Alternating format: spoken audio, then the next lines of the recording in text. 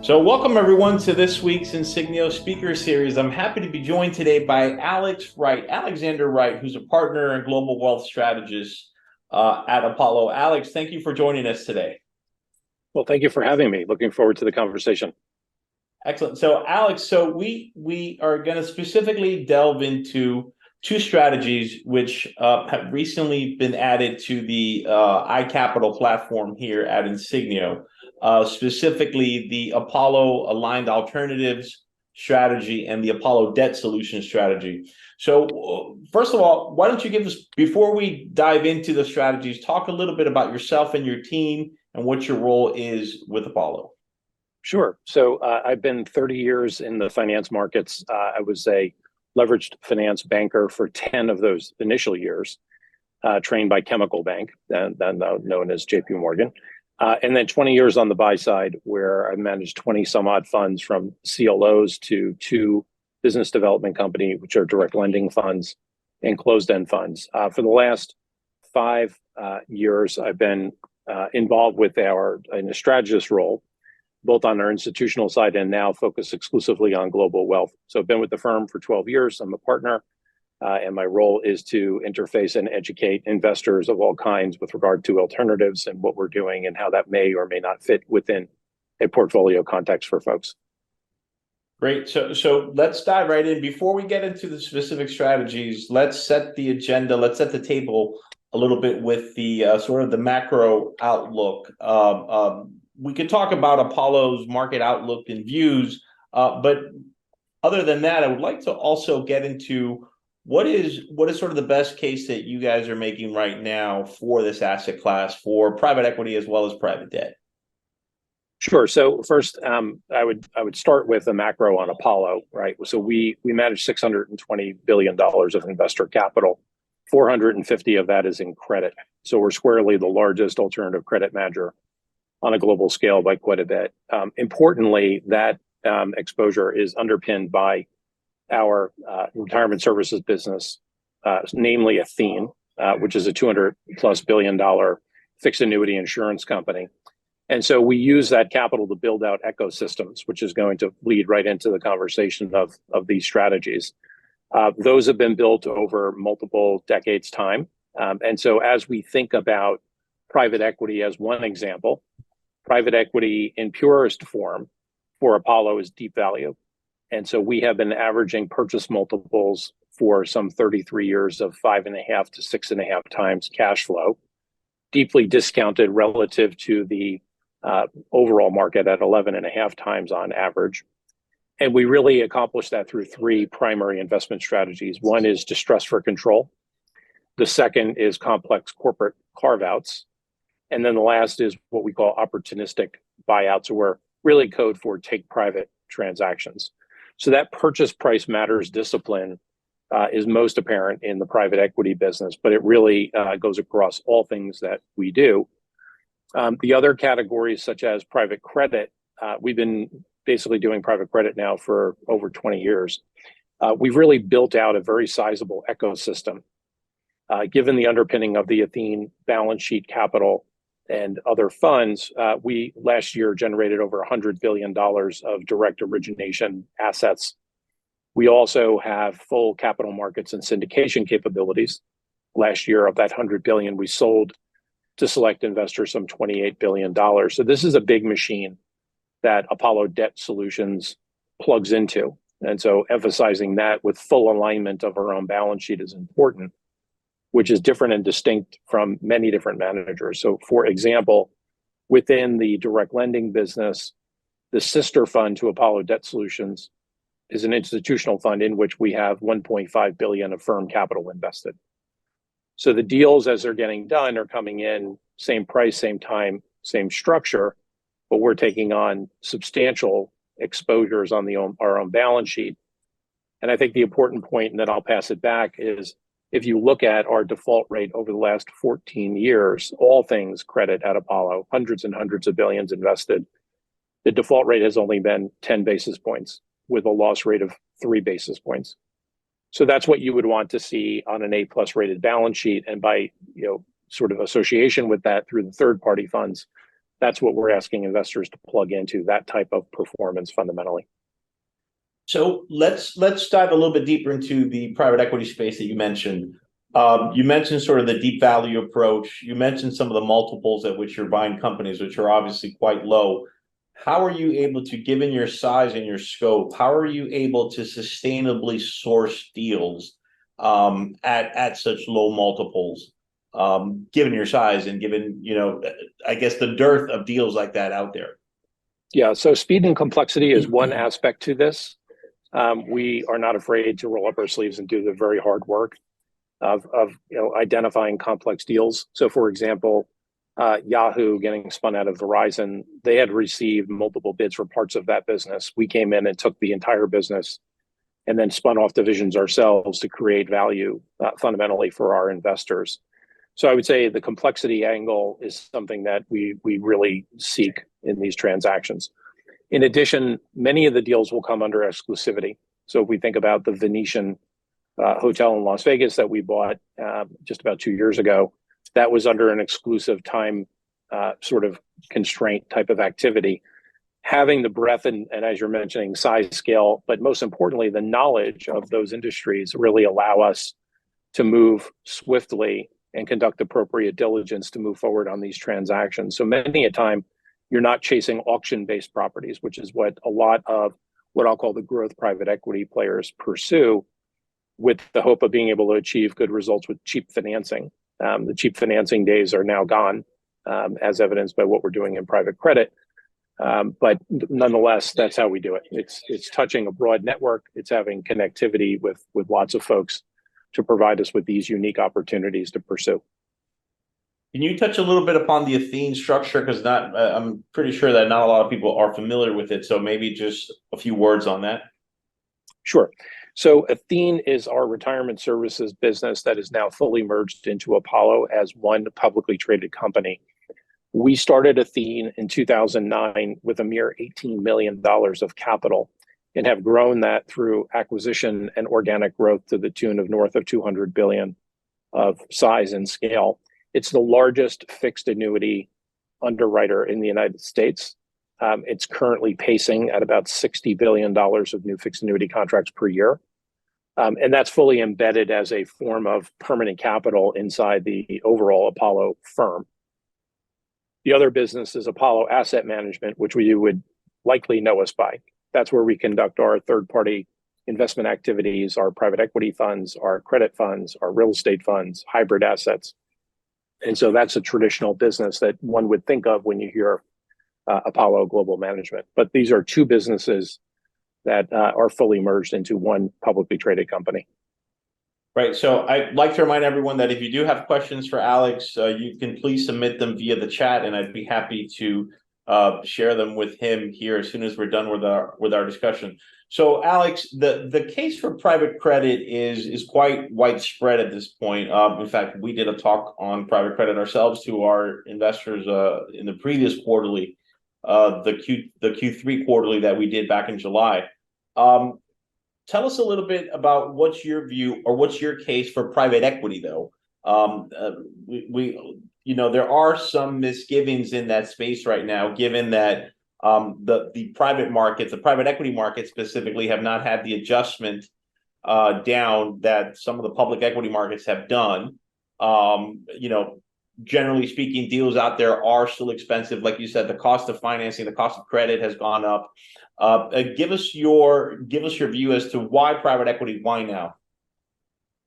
Yeah, so it depends on what type of private equity one is talking about, right? And so traditional private equity buyouts, okay, and our co-president Scott Kleiman was recently, on TV talking about this. The growth private equity firms that were reliant on cheap financing are going to have a very difficult time generating historic returns, on these future funds because of the cost of financing and weighted average cost of capital, and multiples are starting to come down. The deep value approach that we have in our private equity business, as discussed, with the lower multiples and non-reliance on heavy helpings of cheap financing, is really what will allow us to continue growing our franchise and delivering, what has been 39% gross 24% net returns over the multi-decades that we have been doing this. So that purchase price discipline really matters. If you pivot back just for a moment on private credit, I do want to touch upon it, even though I know you covered it in your last session. I just have a few key points I want to bring forth. Vintage. No, I do. Don't worry. I'm going to get to it in 1 second. I just wanted to wrap up the private equity part. Yeah. Sure. So with private credit, vintage is extraordinarily important. And why I say that is, close your eyes and think 2 years ago. What did underwriters not know? One, they did not know inflation was coming in the form that it has. And then the second thing, no one was forecasting a 500 basis point increase in floating rates. And so you have what I'm calling this double squeeze effect for older vintage private credit funds. And what's older vintage? Anything older than 2 years old, right? Before this most recent cycle has been kind of put upon us. And so you're starting to see cracks in those older vintage funds, particularly middle market areas, as these companies have been under continued pressure, and they were lending into peak multiples with peak leverage, talking in terms of 55 to 60% loan to values. Since that time, and most pronounced from last summer forward, after the banks got caught with 75 billion of underwritten deals and lost billions of dollars on those transactions, a major pivot moved toward large cap direct lenders like ourselves, and it quickly became a lender's market. Certainly terms, documents, covenants all strengthened. The most important thing, though, in my mindset is the loan to values came in quite a bit, and we're looking at, within Apollo Debt Solutions, loan to value of 40%, so substantially less leverage. The other thing that should not be underestimated is we're underwriting cash flows that have already been impacted by the inflationary reality. And so you've already seen how the companies have behaved over this most acute period. And so coming in with lower leverage levels on cash flows that have already been impacted provides you with downside protection. And that's why our interest coverage ratios are still north of 2, whereas many of the competitors are falling, significantly below that. Right. So I think that's important. And then the thing that I have not seen, and this is one of the reasons why I put my own capital in, is the risk-adjusted return. So if you talk about returns, you saw a pivot for first lien senior secured to large cap companies. So for example, Apollo Debt Solutions, average size company, 230 million of EBITDA. We're receiving compensation of SOFR plus 650 to 700. With SOFR at 530, you're looking at 12% unlevered for first lien senior secured to large caps plus fees of 2 to 3%. So this is something we haven't seen in decades. And so you hear people talking about the golden age of private credit or once in a generation. I agree with those statements, not just in mindset, but in investment personally. But looking at 12 to 14% for this type of risk-adjusted return, one could argue not only is this certainly a fixed income replacement strategy, you could make a strong argument that you could replace equity exposure with this. And don't forget, every 30 days, you're going to receive a check from us. So you're locking in that annualized return every 30 days, which is much different than trying to figure out what the Magnificent Seven are going to do by way of PE multiple. So very interesting times for private credit. Yeah. So you've made the strong case. We've made the strong case for private credit, like I mentioned back in our Q3 call. But let's be fair, the market also is very saturated right now. There's been a large entry of private credit managers, private credit shops, middle markets, large one. What sort of distinguishes your team and Apollo specifically? And then perhaps we can get into some of the strategies like the Apollo Debt Solution. Yeah. What distinguishes your team? Why should our investors look at your product over some of the other options out there? Okay, first, alignment. There's not a manager in the industry that has the amount of firm capital that we have invested in the strategy fundamentally. So again, the fund that sits aside the Apollo Debt Solutions, we are 1.5 billion of the 2.4 billion of total capital in that fund. So that's an effective 62% GP commitment. So as these deals are getting done, we are taking them on balance sheet through the fund investment. Same price, same time, same structure. the 14-year look back on performance of all things credit, 10 basis point default rate, only 3 basis point loss rate, very, very strong. And you're right. The industry has gotten crowded, particularly in the middle market. I hate to say it this way, but raising $1 billion or $2 billion is pretty straightforward relative to raising and building $100 billion origination machine, which is represented across our entire platform. Once you start getting up into the upper end of direct lending, where the deal sizes are measured in billions, that's rarefied air. There is a handful of lenders that are up there. But if you think about that in conjunction with the total assets in the high yield market and levered loan market, which is in excess of $3 trillion, and Apollo Debt Solutions at a little over $5 billion today, and even if you add our 5 closest competitors, you're going to be hard pressed to get to $100 billion in total dollars available in private credit format. So it's still early in the large cap direct lending arena.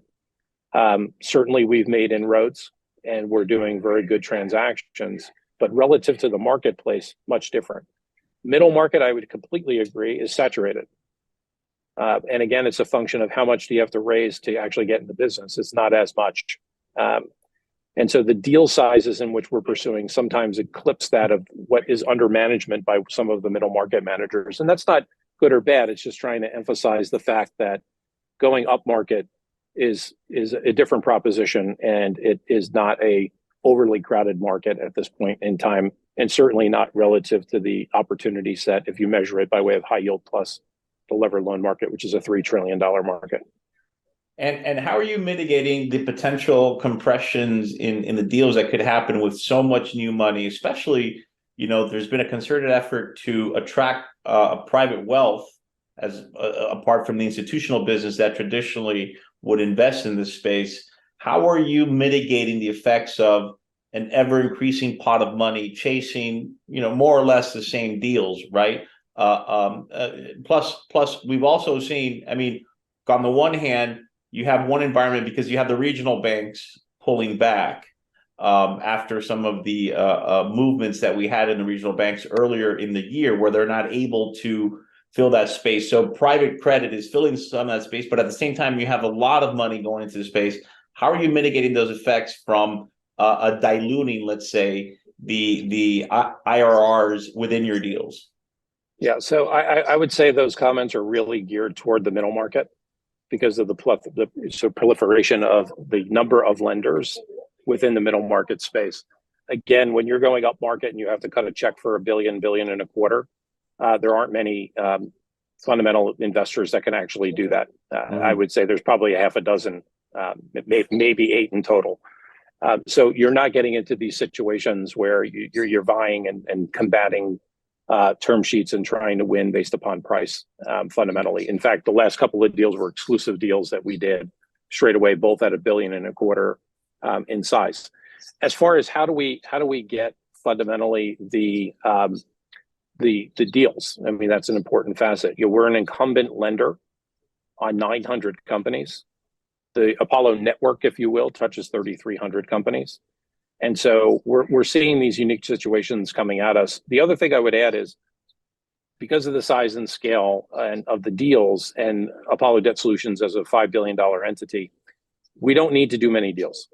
I think that's really important to understand. This is not a platform that needs to do league table type conversations around 30, 40, 50 deals a year. That's just not fundamentally what we need to do to keep everything populated with new transactions. So we can be very selective, which is distinctly different here. Again, if you're a middle market lender and you have to keep the beast fed, so to say, and do 30, 40, 50 deals a year, we fundamentally don't have to do that given the size and scale. As the vehicle grows, we can simply take the absolute dollar exposure up, maintaining the appropriate percentage of the fund and diversification, but we can be a bit judicious around that as well. Okay, so I'd like to remind everyone that if you do have questions for Alex, please submit them via the chat. Alex, before we move on to some questions from the audience, can you give a sort of few key metrics and the investment thesis behind the Apollo Aligned Alternatives strategy, which is the private equity strategy that's on iCapital here at Insignio, and the Apollo Debt Solution strategy, which is the private credit strategy that's in iCapital here. Yeah, sure. So we'll start with credit since we were just finishing that conversation. Sure. So if effectively this is an open-ended perpetual BDC where we're doing large cap direct lending as the anchor of the activity within the fund. As mentioned, from a credit perspective, the loan to value is sitting at 40% across the book. Interest coverage ratios are north of 2 times. It's 98% first lien senior secured. That's important given what's going on in the economy. 96% is floating rate as well. We're looking at current yield right now, annualized 9.8% on a payout rate basis on the iShares. Last 12-month performance, total return has been over 13%. And again, let me remind you, first lien senior secured to large companies, that is very attractive risk-adjusted return fundamentally. So pivoting to Apollo Aligned Alternatives, the quick background to that is if you think about what we do for Athene, 95% is credit and largely investment grade. What we've done over the last 13 years to develop the return on equity to an exceptional level instead of just good is we've developed a 5% bucket for private investments. That has grown and has been curated into a $10 billion portfolio on the balance sheet. That has delivered the last 6 years on balance sheet 13.2% returns with 1/3 the vol of the S&P 500. So what we've done to develop this into a fund structure is we've poured it over that 10 billion of exposure. So we have 10 billion of firm capital invested in Apollo Aligned Alternatives. Sumitomo Trust has invested $1.5 billion. And so we have a long-term locked up base amount of capital of 11.5 billion. We opened it to the wealth channel. And so since that time, it has grown to north of 13 billion. What's inside of it? You have half of the fund fundamentally are fund investments. So you will have access to our private equity flagship funds 9, 10, our hybrid value funds, which is where we conduct activities in preferreds, converts, and lending with equity. Opportunistic credit funds, vintage 15 and 21 Apollo real estate funds that are already returning a 1.3, 1.4 multiple of invested capital, and some third-party funds that we hand select. On the other side of the ledger, we have private direct investments. Now, these are equity, and they are private, but they are not private equity in the purest play of buy it, fix it, sell it. These are companies that we are looking for high cash flow generation and stability and strong equity distributions, if you will, to the equity holders, which is us. And so an example, Wheels Donlen, the largest investment in the fund. This is the second largest auto fleet leasing business in the United States. It was founded some 90 years ago. 70% of its customer base is investment grade, and the retention rate on customers is 98%. So think of an investment grade company where the executives would want cars, the sales teams, and so forth, and they'd have this fleet of cars. They don't want to deal with the administrative headache of managing that. So this is where Wheels would come in. So Wheels has had a top line compound annual growth rate of 5% since 2006. Very steady and only 1 basis point loss rate. So this company is generating teens-like returns to the equity. Very stable. Different than target returns for our private equity fund, where we're looking for 20 net. This is just a high cash flowing type of proposition. And so we have a series of these platforms in private direct investment land. And then we also do private deals direct to companies. But really what we're trying to do, and what we have done, quite frankly, on a look back basis, is create public equity like returns with fixed income volatility. So just a couple of highlights for the strategy. 1 down quarter in the last 6 years during COVID, down 3. The S&P was down 23% same quarter. And then we powered right back out because of the cash flow characteristics. Last year, the pool was up 10%. Markets were down nearly 20. What you should expect is 12 to 15 net target over a cycle, 2 to 4% per quarter. Rinse and repeat. Very nice, stable return profile. So that's what we're trying to accomplish. And those are the numbers that we fundamentally have achieved We've seen two use cases for this fund. Use case one is if you take a simple 60-40, reducing the equity exposure and putting this in, creating a ballast within the portfolio. So you're getting alpha, you're muting the volatility, and you're naturally getting diversification because what we're doing won't be found in any publicly available equity fund. The second is using this as a core hub inside of an alternatives portfolio, and then you all can select satellites to build up and around it. Both funds have monthly admission. Both funds have quarterly liquidity subject to a 5 cap. Okay. In the case of how often have you invoked the cap? Yeah, we haven't. Okay.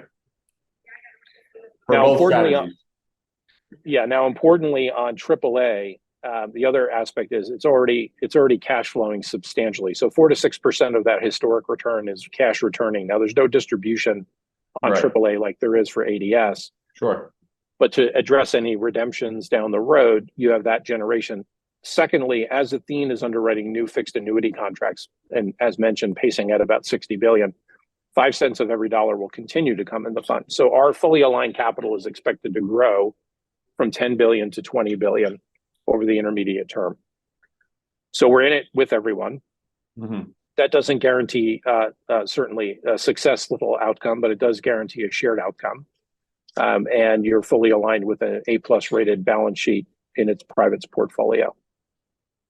As far as accreditation and so forth, very low numbers for Apollo Debt Solutions. AAA is a QP oriented product for application, but fundamentally they both represent pretty interesting applications in the alternatives arena. We think of these as replacement strategies, not to be bucketed in some exotic, odd alternatives concept, but more fixed income replacement and public equity replacement strategies, given the stability of returns that we've seen. Okay, excellent. So, Alex, we have time. Unfortunately, we're running out of time. So I have 2 questions here that I can share. The first one states, I don't agree. I think they were referring to your comments on the sort of lack of or no competition outside of, let's say, the middle market space. But they say there's plenty of players at your size.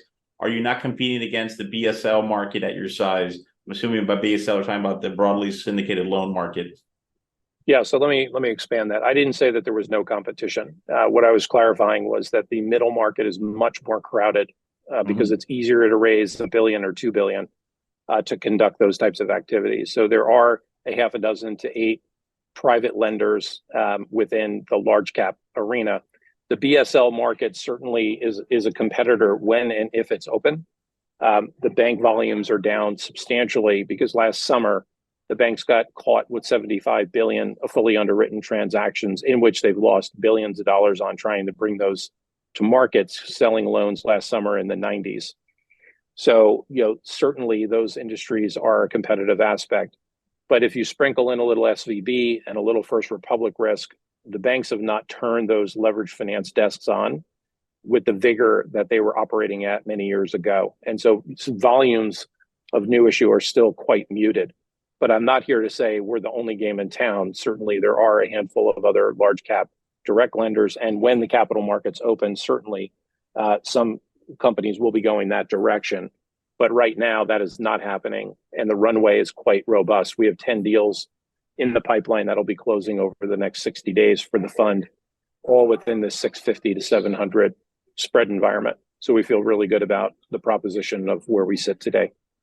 Okay. And then the final question, market context and rate levels can be dangerous to mid companies and risks to rollover increment. That was a question. Can you repeat that? I'm not understanding exactly what the question is. I'm not sorry. So market context and rates levels can be dangerous to mid companies and risk to rollover increment. That's the question. Maybe I attack it this way. Maybe the question. I think what they're asking is how is the market, the current market context and the rate levels that they could potentially be dangerous to mid-sized companies. Do you find any risk to kind of roll over in this environment? So let me address it this way, if I'm interpreting it the right way. I think if the concern is that rates at these 12 to 14% levels are high and is going to put companies into a cash flow pinch, I would say in the older vintage reality, that is very true. And we're seeing those cracks forming in the older vintage, particularly middle market arena. I was on a call with UBS, Lincoln Advisors, and Moody's about a month ago, and they were talking about this. Lincoln reviews 4,500 middle market companies, about 35 million of cash flow on average. So we're lending the companies 7 times larger. But the main point is their fixed charge coverages have fallen from 1.4 times in Q4 21 to 1.02 at June, and they fully anticipate that about 40% of that pool could fall below 1-to-1. The default rate for those older vintage, and again, that's at higher leverage levels. Loan to value is 55 to 60. Yep. Not knowing all this was going to happen. Default rate 4.5, which is above the high yield global rate now, but UBS is forecasting 9% default rate. So that's not great. So cautionary tale for the group, be very careful with older vintage, particularly mid-market sized older vintage, because they are feeling that pain. New vintage, where you're a bit insulated for sure, is you're already underwriting cash flows that have been through the inflationary cycle to date. Again, who knows where we're going, but to date, the cash flows have been impacted already, and that's why you're commanding much larger equity checks, upwards to 60%, meaning loan to values are substantially lower at 40. And given the size and scale of these respective companies, you have a bit more financial flexibility because of their fundamental size, scale, and you could argue to a certain degree pricing power as it relates to the inflationary realities that they find themselves in. Right. Well, I see one more question came in.